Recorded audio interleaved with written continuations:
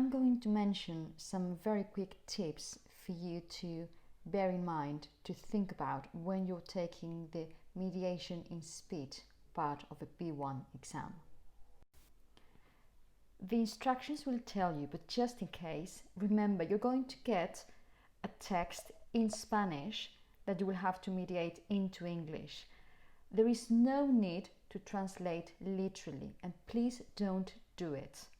Instead, use the words that you know, explain the information.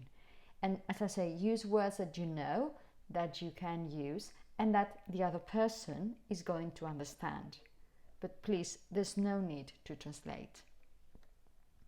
The second tip would be probably you're going to get an infographic. So very short information, maybe top tips or maybe recommendations, something like that. So because you have 2 minutes to speak, there is actually no need to follow the same order. You don't have to go one by one and in the same order as in the infographic. Please don't do it.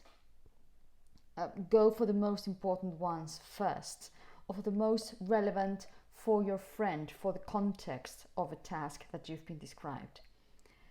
Also, you don't have to mention everything.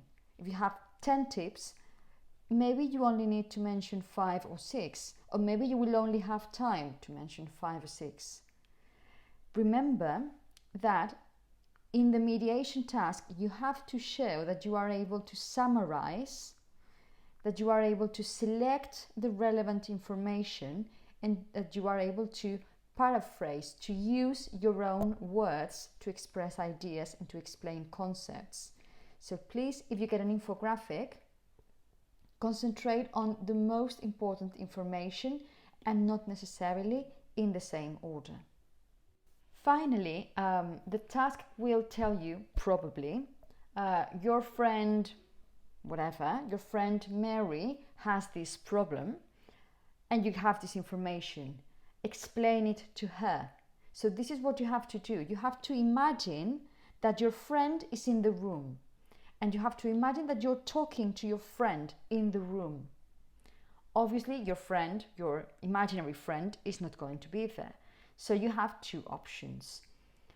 Typically, what students tend to do is talk to examiners. So probably that is what you should do, because examiners are the people actually listening to you very carefully, taking notes. So probably this is the best idea. If, however, if you think you're going to get nervous by speaking to the examiners, you can look at the other candidate and imagine that the other candidate is that friend of yours. It's irrelevant. You can do whatever you want. But typically, if you want to talk to the examiners, but as I say, imagine that you're talking to your friend. So talk about you. I have found this information that you may find interesting. I would like to tell you, so imagine you're talking to your friend.